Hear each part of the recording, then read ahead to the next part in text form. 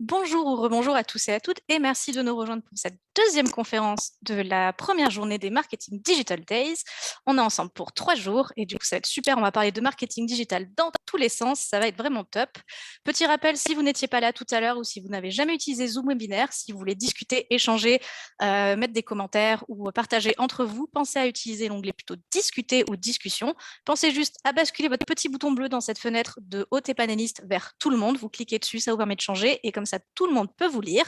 Si vous voulez poser des questions, privilégiez plutôt l'onglet Q&R et vous avez Sarah qui est présente aujourd'hui dans le chat pour répondre à toutes vos questions.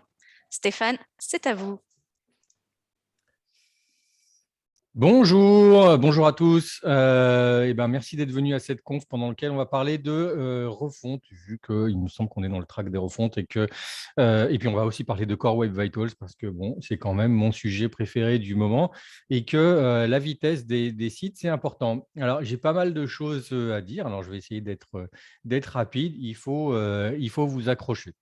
Alors, de quoi on va parler aujourd'hui? Rapidement, un petit mot pour vous dire pourquoi je suis là aujourd'hui devant vous. Ensuite, on attaquera sur les Core Web Vitals, mais avec un angle un peu différent, en se plaçant dans la peau d'un directeur e-commerce qui a décidé de refondre son site. Donc, on verra rapidement ce que recouvrent ces Core Web Vitals, ce qu'il en a compris, comment on les mesure, les impacts sur un site, que ce soit Biz, SEO ou bien UX. Et ensuite, on abordera le cas spécifique de la refonte et des questions à se poser en termes de WebPerf.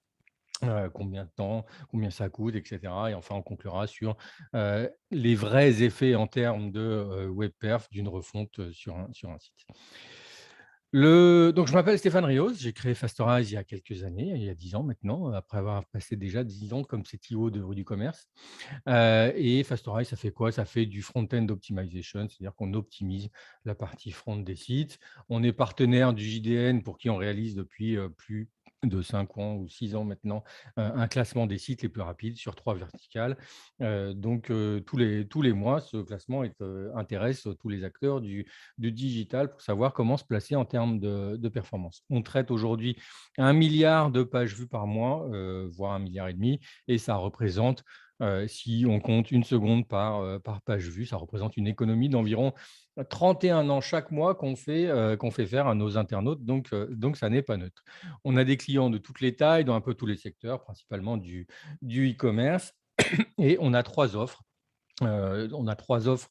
qui concernent la web perf, la vitesse des sites. La première, c'est notre offre historique, c'est un CDN nouvelle génération qui permet d'accélérer les sites web instantanément en appliquant sur un site en temps réel toutes les bonnes pratiques web perf. La seconde, c'est l'audit web perf pour ceux qui veulent savoir où ils en sont en termes de perf. Là, on va vraiment analyser en détail les perfs de votre site. Donc, ce n'est pas un outil de recommandation automatique comme on peut trouver sur le marché. On va vraiment faire du spécifique, du sur-mesure, voir dans le détail comment fonctionne votre site et donner des recommandations bien personnalisées sur les performances et comment améliorer les performances de votre site. Et puis, complémentaire à l'audit et en général qui fait suite, c'est l'accompagnement WebPerf, c'est-à-dire qu'on va là vous accompagner sur le long terme pour installer une culture WebPerf au sein de l'entreprise. Donc, on va mettre en place le plan d'action qu'on a défini dans l'étape précédente qui est l'audit. On va mettre en place des outils de monitoring, etc. Et on va traiter éventuellement les sujets WebPerf. Alors, pour cette conf, je vous l'ai dit, je vais me mettre dans la peau de Cédric Patel, qui est directeur e-commerce de mybestproduct.fr. Suite à l'annonce de Google sur les Core Web Vitals en mai de l'année dernière, j'ai décidé de refondre mon site. Et j'étais sur Prestato 1.9, qui était vraiment trop lent. Et puis, je pensais avoir choisi la bonne techno avec Magin Shop 2.4, le bon fournisseur avec, je ne dirais pas, mais ça ne s'est pas vraiment passé comme prévu. Alors, bien sûr, tous les personnages et les événements relatés dans cette présentation sont fictifs, mais inspirés de faits réels. Et pour la petite histoire, j'ai quand même vérifié sur LinkedIn que Cédric Patel n'existait pas, que la tête de Cédric Patel n'existe pas. Il y a un site qui permet de générer des faux visages, donc sachez-le. Et donc voilà, donc c'est bien fictif, mais c'est tellement représentatif de ce qu'on peut croiser chez nos clients et chez nos prospects que vous allez voir, c'est presque proche de la réalité. Alors, d'abord, je me suis rendu compte que la webperf, c'était vraiment important. Alors je m'en doutais un peu, hein, c'est pas comme si, Google nous serinait pas avec ça depuis des années, hein, puisque depuis 2008, ça a commencé alors discrètement avec l'apparition de Google Chrome en 2008, où il nous a dit: «Bah oui, le message, c'était la vitesse». En 2010, c'est, une petite annonce, Matt Cutts qui annonce que la vitesse devient un signal de ranking déjà en 2010, hein, déjà il y a 11 ans. Ensuite, on a attendu un peu, mais en 2015, ça a été une année un peu de feu puisqu'on a eu des expérimentations qui ont fait trembler tout le monde, le Red Slow Label, le Slow to Load, etc. Le lancement de Accelerated Mobile Page, AMP. Donc année importante et qui montrait bien que l'importance de la web perf pour Google. 2016, annonce de Google sur l'index Mobile First. En 2017, Google Speed Update qui annonçait encore une fois la prise en compte de la vitesse dans les signaux de ranking. Bon, je crois que le message était bien passé cette fois-ci, hein, on avait bien compris que c'était important. Et puis, ben, on en remet une couche, bien sûr, dernièrement, là, il y a un an, l'annonce des Core Web Vitals à travers la mise à jour des Google Page Experience. Donc, c'est là que j'ai décidé de vraiment m'y intéresser, hein, quand Google a fait cette fameuse annonce en mai 2020 sur son nouvel algorithme, Google Page Experience. Et à ce moment-là, il indiquait que les Core Web Vitals, allaient faire partie des signaux de ranking parmi d'autres dans le nouvel algorithme. Alors, il a fallu quand même que je comprenne ce que c'était que ces Core Web Vitals. Et donc, ben, pour que tout le monde soit au même niveau, je vais vous faire un petit rappel, de ce que sont ces fameux Core Web Vitals. Pour mesurer la vitesse d'un site, en fait, il existe des tonnes de métriques. Donc là, j'ai représenté, un film strip qui symbolise le chargement d'une page au cours du temps. Et je ne vais pas rentrer dans le détail de chacune des métriques qui permettent de mesurer la vitesse d'un site, mais sachez qu'elles peuvent se répartir dans plusieurs catégories. Il y a des métriques techniques, nombre de requêtes, poids des pages, et cetera, temps de réponse serveur. Et la plus importante, à mon sens, c'est le time to first byte, puisque ça a un impact, notamment sur le crawl. Donc c'est le temps que met pour, le navigateur pour recevoir le premier octet de la page. Tant qu'il n'a pas reçu des données, ben, il ne se passe rien. Mais ça fait pas partie des Core Web Vitals. On a des métriques qui sont plutôt liées à l'expérience, à l'UX, à l'expérience utilisateur, mais côté affichage, donc à Start Render, Speed Index, et cetera, qui vont décrire comment et à quelle vitesse se fait l'affichage. Et puis on a des métriques UX, mais là qui vont caractériser l'interactivité, parce qu'une page qui s'affiche vite, c'est bien, mais vaut mieux quand même pouvoir interagir avec cette page. Et donc ça va mesurer quand est-ce qu'on peut cliquer sans être bloqué, combien de temps on attend quand on clique, etc. Et en fait, ben, parmi toutes ces métriques, on retrouve, ces fameux, LCP, FID, CLS, ces fameux Core Web Vitals. Donc on n'est pas en terrain inconnu, ça caractérise les Core Web Vitals, une partie de l'expérience utilisateur. Ça existait depuis avant l'annonce, de Google. On les a juste mis beaucoup plus en avant. Et donc maintenant, voyons un peu comment ils sont définis et comment ils mesurent, l'UX. Alors, les Core Web Vitals, c'est un choix de 3 métriques particulières, hein, parmi plus d'une quinzaine, je le répète par rapport à ce qu'on a vu juste avant. Le LCP, Largest Contentful Paint, qui mesure le chargement, le FID qui mesure, l'interactivité, et le CLS, Cumulative Layout Shift, qui mesure la stabilité visuelle.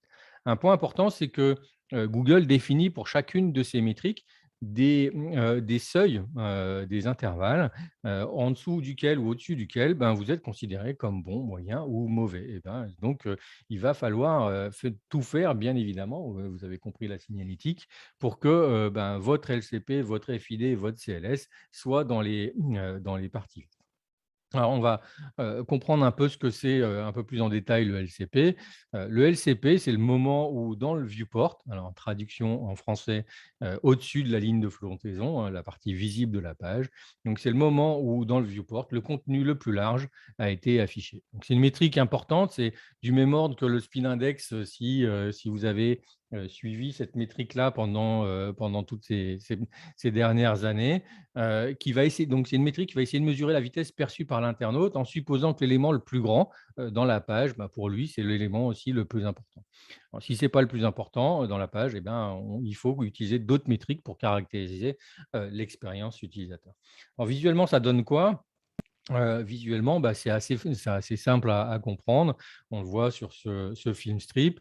Globalement, ça correspond au plus grand élément visible dans le viewport, la partie visible de la page. Et pour cette fiche produit, eh bien, on voit, c'est l'image produit. C'est censé, quand on va voir un produit, on veut voir l'image produit le plus vite possible. Pour optimiser cette métrique, bon, ce n'est pas le sujet de la conf, mais en première approximation, tout ce que vous faisiez pour améliorer le start render, le speed index, ça reste valable pour le LCP. Alors pour le FID, c'est un peu plus compliqué. Le FID, le First Input Delay, ça va mesurer la réactivité suite à une interaction sur une page web. Donc ça quantifie l'attente des utilisateurs lorsqu'une page ne répond pas. Donc un FID qui est bas indique que la page elle est utilisable rapidement.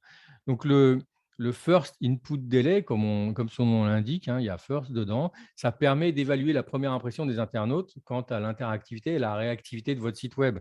Et faire une première bonne impression, c'est vraiment déterminant. Donc, soit vous commencez à fidéliser votre client potentiel, ou bien au contraire, si le client, quand il clique, il ne se passe rien, il attend 2 heures, eh ben, ce sera probablement un client qui ne reviendra jamais. Donc, concrètement, le FID, ça mesure le temps entre le moment où l'utilisateur interagit pour la première fois avec une page, c'est-à-dire quand il clique sur un lien, il appuie sur un bouton, il scrolle, il utilise quelque chose, un bouton, un contrôle personnalisé en JavaScript. Ça mesure le temps entre ce clic et le moment où le navigateur est réellement en mesure de répondre à cette interaction. Parce qu'en fait, le navigateur, il fait qu'une seule chose à la fois et quand il est occupé à faire quelque chose et que vous cliquez, eh ben, il faut attendre qu'il ait fini de traiter sa tâche. Le CLS, alors c'est la dernière des 3 métriques, c'est le Cumulative Layout Shift et lui, il va mesurer la stabilité visuelle. Alors c'est une des métriques qui est la plus proche de la mesure enfin qui est la plus proche, la plus lointaine de la performance. On mesure vraiment de l'expérience utilisateur, et donc quand on mesure la stabilité visuelle, ça veut dire quoi? On part du principe qu'un contenu qui change trop de place dans la page, bah, c'est perturbant. C'est perturbant au moment du chargement, mais c'est aussi perturbant au moment de l'utilisation de la page. Et je pense que tout le monde a vécu cette situation où on essaye de cliquer à un endroit et paf, il y a un bandeau de pub qui apparaît et qui décale tout et du coup, on ne clique pas au bon endroit. Alors, c'est la métrique la plus nouvelle des 3, peut-être la plus compliquée à appréhender, à calculer, à mesurer. C'est pas une durée, c'est pas un temps sur une timeline. On a du mal un peu à raccrocher la valeur obtenue à quelque chose. Vous voyez 0,1 ou 0,25, ça ne vous dit pas grand-chose et pourtant on sent bien que c'est quelque chose qui impacte l'expérience utilisateur.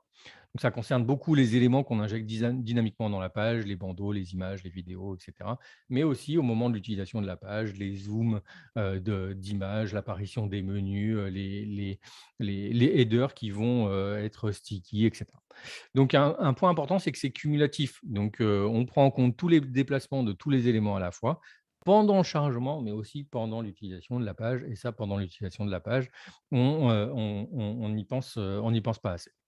Alors, si on veut rentrer un peu dans le détail, ça correspond globalement à la portion d'écran impactée par le déplacement, multipliée par la distance de déplacement, et ça pour tous les éléments du viewport. Donc, par exemple, si je prends ma fiche produit et puis que j'insère un bandeau de pub et que je décale tout mon bloc produit, bah là, j'aurais décalé à peu près 60 du viewport, je l'aurais décalé d'à peu près 20 de la taille du viewport. Et résultat, mon layout shift, là, pour cette partie-là, ça va être de 0,12. Donc, après, il faut cumuler pour tous les nœuds impactés. Donc, ce qu'on peut retenir, c'est plus ça bouge, plus c'est élevé, plus ça perturbe l'utilisateur. Les Core Web Vitals, j'espère que tout le monde a. C'était un rappel, puisqu'on on a beaucoup présenté les Core Web Vitals. Ça fait 1 an que ça a été présenté. J'espère que pour vous, c'était juste un rappel. Alors, comment ça se mesure? En gros, ça se mesure assez facilement avec tous les outils classiques. Donc, j'ai essayé de lister justement tous les outils que vous pourriez utiliser, les outils Google, puisque c'est ces outils-là qu'on a très souvent tous sous la main, pour lesquels toutes ces nouvelles métriques sont apparues. Ça en fait pas des nouveaux outils, hein, juste Google a intégré les Core Web Vitals dans chacun de ces outils, que ce soit Chrome, Test My Site, Google Analytics, on a des Core Web Vitals. La Search Console, maintenant, on a un bel onglet, un bel onglet Core Web Vitals. Je les ai classés dans l'ordre du plus accessible au moins accessible, du plus grand public au plus expert, parce on peut aussi utiliser des outils un peu touchy, comme le BigQuery, pour aller chercher les données Core Web Vitals directement dans la grosse base de données cloud de Google. Donc, ça, c'est tous les. Et puis, bien évidemment, il y a PageSpeed Insight que vous connaissez, et c'est vraiment des outils qu'a priori tout le monde utilise. C'est pas les seuls outils de mesure, hein, qui existent, bien sûr. Il y a des outils, il y en a d'autres. Ils ont chacun leur rôle. Ça peut être des outils de test, des outils de surveillance de type Synthetic Monitoring ou bien de Real User Monitoring. Et on peut citer, parmi le plus connu, le plus utilisé dans la communauté WebPF, on peut citer Web Page Test. Si on revient sur le plus connu, PageSpeed Insight, vous avez donc certainement déjà vu ces pages de résultats avec une première partie qui donne un score global, une seconde partie avec des mesures sur des métriques web perf de type synthétique et de type Real User Monitoring. Et enfin, une troisième partie avec des recommandations et une estimation des impacts. Et on fait ça pour mobile et pour desktop. Donc, si on fait un zoom sur la partie mesure, on voit qu'on a une partie qui s'appelle Field et une partie qui s'appelle Lab. En fait, c'est un autre nom pour parler de ce qu'on appelle dans la web perf Synthetic Monitoring et Real User Monitoring. Il faut que j'explique la différence rapidement. En gros, le Synthetic Monitoring ou Lab chez Google, c'est une petite sonde qu'on lance à intervalles réguliers ou à un moment donné pour un test qui va mesurer les perfs dans un contexte précis et qu'on peut reproduire. Donc, on peut suivre les performances de son site dans le temps.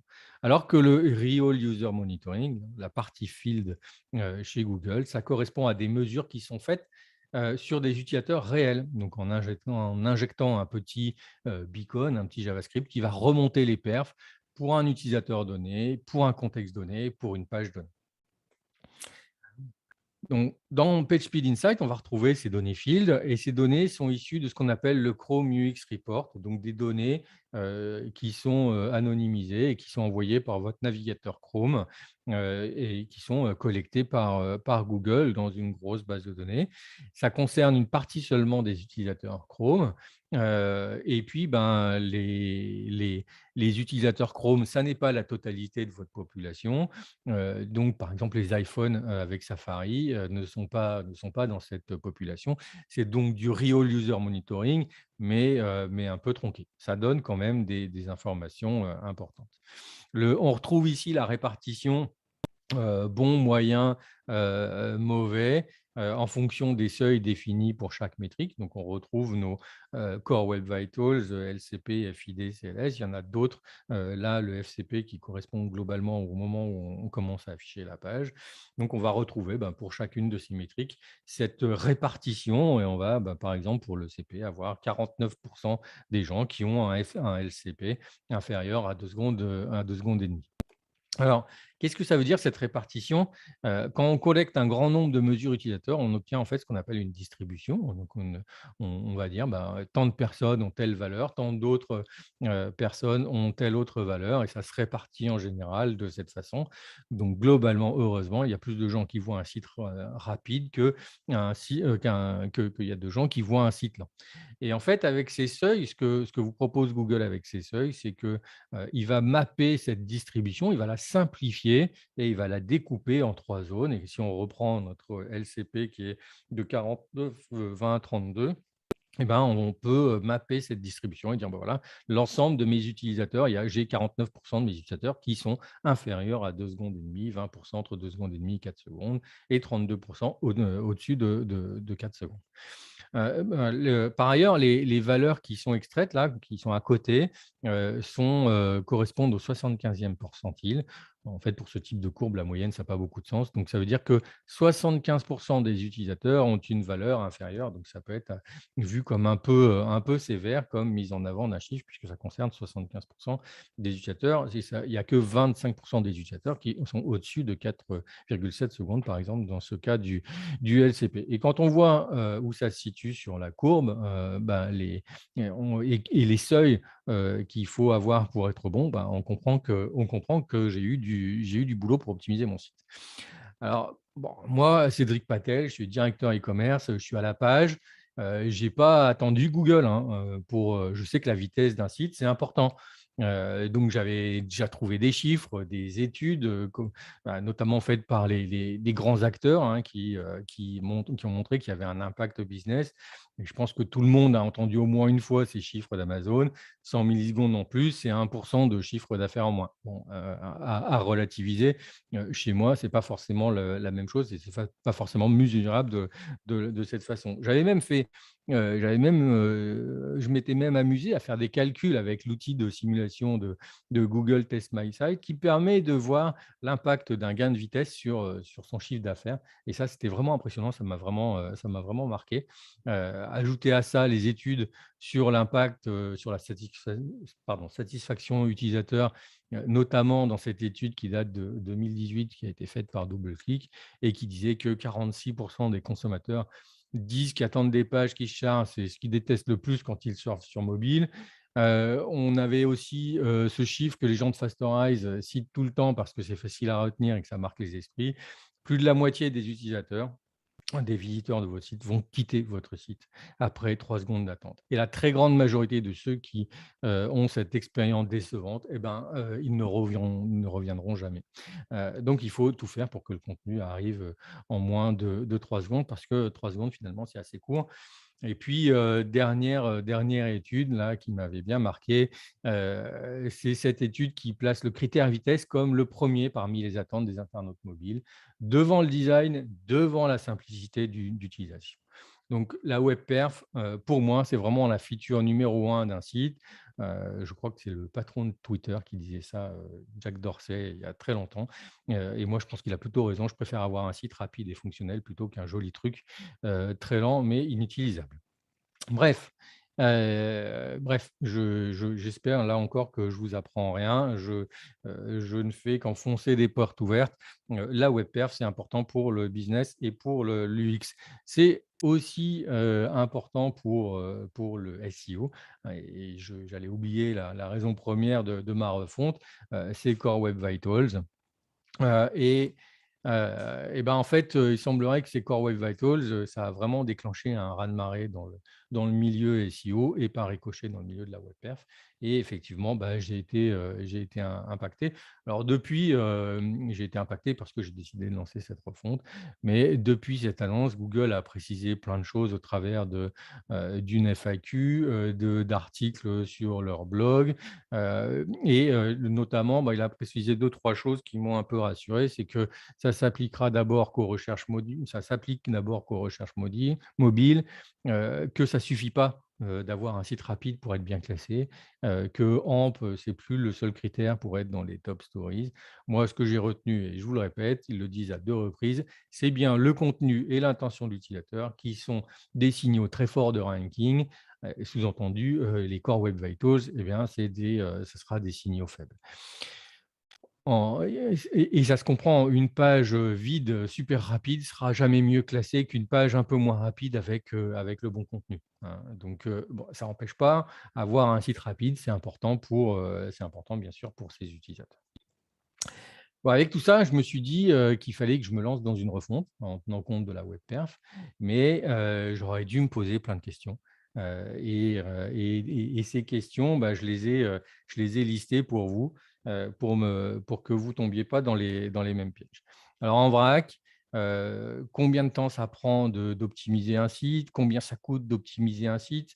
Dans le cadre d'une refonte, qu'est-ce que je dois vérifier avant de me lancer? Alors sur le temps, je me suis rendu compte que, en fait, on ne peut pas dire, il faut tant de jours ou tant d'heures pour avoir de bons temps de chargement, pardon. La vitesse, c'est un sujet à aborder comme une priorité de tous les jours, comme le SEO, comme la sécurité.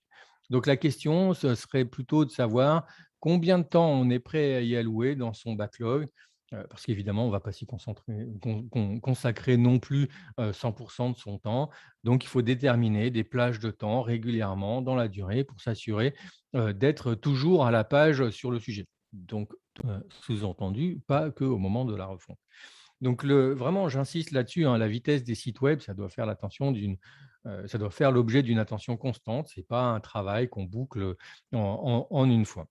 Alors, pourquoi ça peut pas être fait une bonne fois pour toutes? Ben, parce que c'est un peu comme pour le SEO. Pour un bon référencement par Google, un site, ça doit être, optimisé en continu, et pour autant, ça ne veut pas dire qu'on fait ça toute la journée. Et pourtant, c'est tous les jours que vous travaillez votre SEO pour pas être, passé derrière vos concurrents, pour la web perf. C'est la même chose et pour les temps de chargement, donc une refonte ne va pas tout solutionner par miracle, hein. Même si, c'est l'occasion de réduire le poids des images, de nettoyer le code, les fichiers CSS et JS et cetera, de faire le ménage dans les third parties, de manière générale de tout optimiser, le site. Chaque évolution qui va arriver après la refonte, chaque nouvelle fonctionnalité, va impacter négativement la vitesse. Et sans compter que le contexte des utilisateurs, évolue, lui aussi. Donc par exemple, quand on est passé de navigation desktop vers de plus en plus de mobile, il faut aussi en tenir compte et il faut aussi travailler sa vitesse pour les utilisateurs et qui changent de contexte. Donc c'est des confrères, comme Le Parisien, qui malgré, donc un exemple, hein, que malgré une refonte, ils ont fait leur refonte, ils ont, réduit leur speed index, donc équivalent LCP, de 60 donc super travail. Sauf que, après seulement un trimestre, après 3 mois, ces indicateurs de performance étaient déjà dégradés de 25. Donc je le répète, la vitesse, les temps de chargement, ça ne peut pas être réglé une bonne fois pour toutes et encore moins, au moment d'une refonte. Donc rapprocher le travail de web perf, du SEO, je reviens avec ma comparaison sur le référencement Google, hein. Une page peut être bien classée pendant une période donnée, mais il faut travailler dans la durée pour qu'elle reste bien classée. Et c'est pareil pour la web perf. En fait, OK, comment on s'organise et comment je sais combien de temps, consacrer à l'amélioration de la vitesse de mon site web? En fait, tout dépend, de la taille du chantier, de la maturité sur le sujet de la web perf. Est-ce qu'il y a un legacy, conséquent à gérer? Est-ce qu'il faut donner un gros coup de collier au démarrage? Bref, c'est un peu compliqué de répondre à cette question, mais on peut imaginer que 2-3 jours hommes par semaine, dans un premier temps, c'est nécessaire, puis après 2-3 jours hommes par mois en rythme de croisière. Donc vous voyez que ça représente un nombre de jours, conséquent et qu'il faut investir. Si je devais donner, quelques priorités, c'est difficile là aussi, ça dépend de chaque site, mais si je devais donner quelques priorités en 2021, ce serait: faites attention à votre JavaScript, n'en mettez pas trop, ne vous fiez pas aux promesses des frameworks et autres qui vous disent que tout va être, super rapide. Faites attention à vos images aussi, c'est la base et là, le plus simple, c'est en fait, pour les images, c'est de faire appel à des solutions de type Fastorize, donc des CDN, pour servir vos images de, la manière la plus optimisée possible.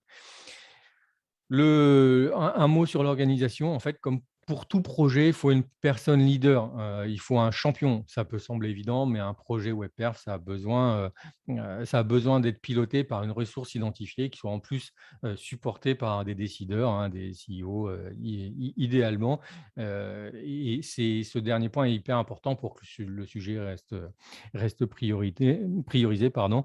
Et il faut idéalement avoir 3 types de ressources, des développeurs front-end, bien sûr, qui maîtrisent le HTML, le JS, le CSS, mais aussi tout ce qui est DevOps pour les sujets tels que le cache, le HTTP2, les performances serveurs, etc. Et puis, bien sûr, des développeurs back-end. Donc, on voit que la vitesse, ça concerne tout le monde, hein, mais quand même, attention, constituer une équipe dédiée, ça ne fonctionne pas forcément. Il faut vraiment que la web perf infuse chez tout le monde plutôt qu'à l'intérieur d'une seule équipe dans son coin qui pourrait être en opposition avec le reste. Alors, ça, c'est bien beau. Je vous donne les réponses des questions auxquelles que je me suis posées.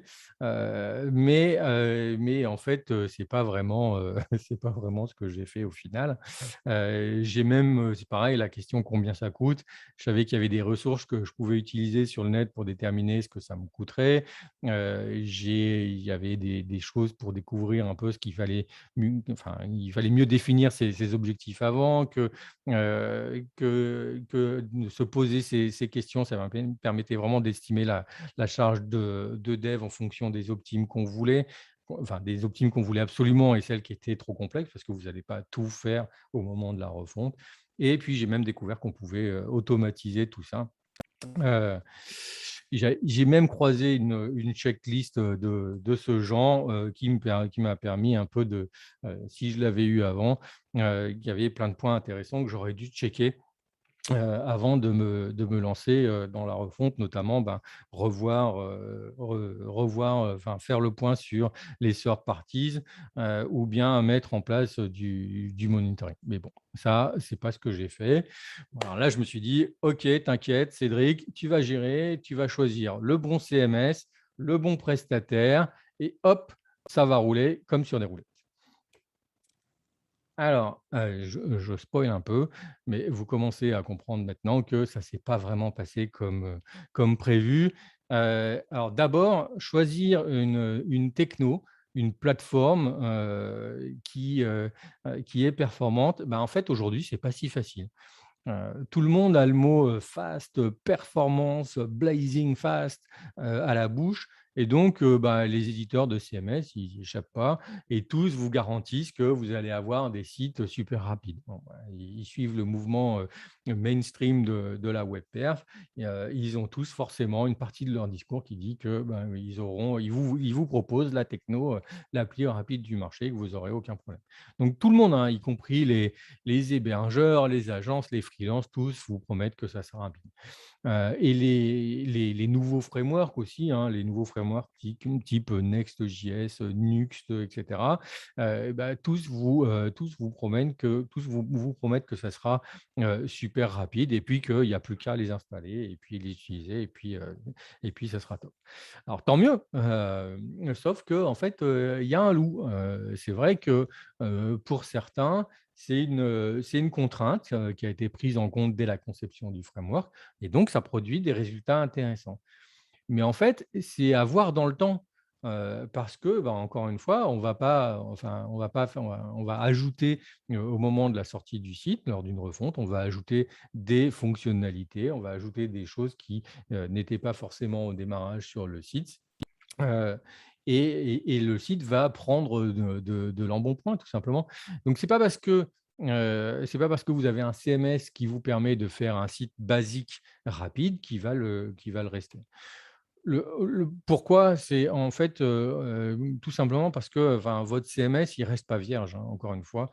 Il accueille forcément des contenus, des images, des textes, des vidéos, des outils marketing, donc les tests AB, les outils de tracking, de recherche, de chat, de géolocalisation, de personnalisation de contenu, de notification, et tout ce qu'on peut imaginer comme third parties. Alors bien sûr, c'est des éléments qui sont, bien souvent indispensables pour connaître un peu l'activité de vos utilisateurs sur le site, mais c'est des éléments qui font que bah, vos pages vont prendre du poids et vont plus être aussi rapides qu'au début. Et on va passer bah, d'un site super rapide comme une plume où il n'y a rien dedans à un site plutôt de type Sumo. Et en fait, on l'a vu précédemment, un site, c'est l'affaire de tous. La web perf, c'est l'affaire de tous. C'est pas que l'IT ou c'est pas que l'agence. En fait, là, un site, c'est le résultat de la contribution de plusieurs acteurs.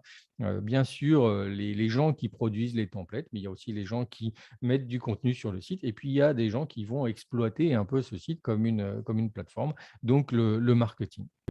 Et il faut que tout le monde soit aligné et aligné sur un objectif de web perf. Donc même si l'IT ou votre agence produit les templates les plus rapides du monde, ben, ce n'est pas forcément ce que verront vos internautes au final.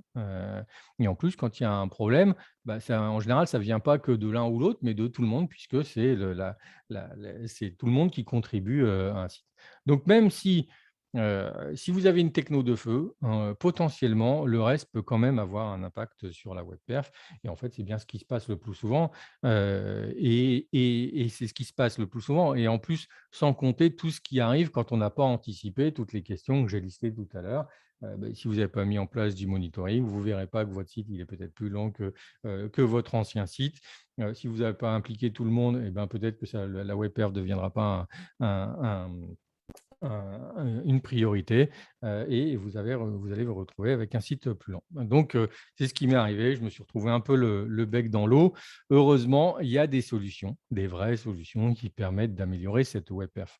Donc, des solutions qui existent même depuis le début du web, hein. Bon, il y a des solutions les plus basiques comme le cache. On a trouvé, on a compris que ce cache, bah, ça fonctionne bien. Ça permet de répondre à la place d'éléments qui sont peut-être plus lents de répondre des choses qui sont valables pour tous les internautes, donc au plus près de l'internaute. Et donc, on a ces caches, bien évidemment, comme solution basique. On a des CDN. Les CDN, ça a été créé au début des années 2000, hein. Donc, un CDN, c'est du cache distribué qui permet vraiment de rapprocher le contenu de l'utilisateur et donc bah, de ne pas télécharger tout ça quand on est à Washington depuis un serveur qui serait à Paris. Le problème, c'est qu'un CDN, ça répond pas à toutes les situations. Tout n'est pas forcément cachable, il y a des éléments personnalisés. Il y a le monde est vaste, c'est-à-dire qu'il y a des endroits où le CDN bah, n'arrive pas. Il y a des endroits, il y a des moments, des contextes où les latences réseau, ça peut être importante. Et donc, c'est à ce moment-là qu'on fait de ce qu'on appelle du FIO, du front-end optimization. On va vraiment optimiser le contenu plutôt que d'essayer d'optimiser, d'optimiser la diffusion du contenu parce que bah, une page de 5 mégaoctets, qu'elle passe par un CDN ou pas, ça reste une page de 5 mégaoctets à un moment donné qu'il faut télécharger. Donc, si vous la transformez en une page de 2 mégaoctets avec très peu de requêtes, eh bien forcément, ce sera plus rapide. Alors moi, au final, j'ai décidé de tout automatiser, bah, pour 2 raisons. La première, c'est que j'avais toutes les features WebPerf sur tout mon site immédiatement et puis finalement, au vu des coûts que j'avais, finalement calculés et qui m'avaient été facturés et ben, je me suis rendu compte que c'était bien plus rentable d'avoir une solution SaaS que de tout faire soi-même.